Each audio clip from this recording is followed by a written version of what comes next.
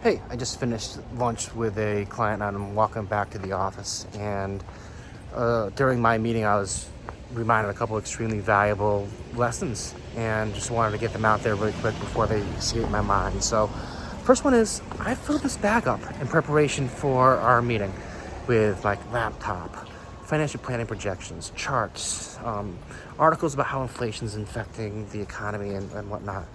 And I didn't open the bag. We didn't take it out.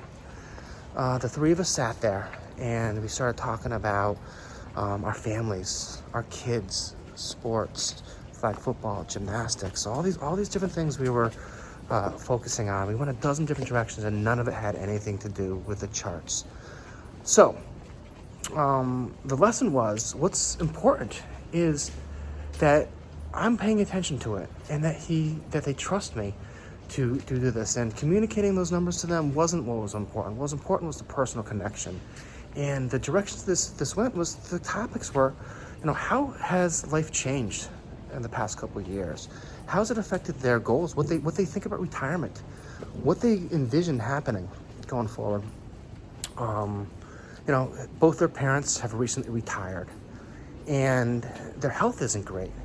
And my clients are concerned, what's going to happen? Are they going to end up having to take care of their parents at the same time their kids are going to college? How are they going to juggle all that? The other thing that they were concerned about was the exit plan of the business. Should they sell their business and move out of state, be closer to their family? So there's a lot of different things we talked about, and most of it was emotions and feelings and thoughts, and none of it had to do with numbers. And that brings me to the second thing. I've been doing quite a bit of work producing all this content for social media.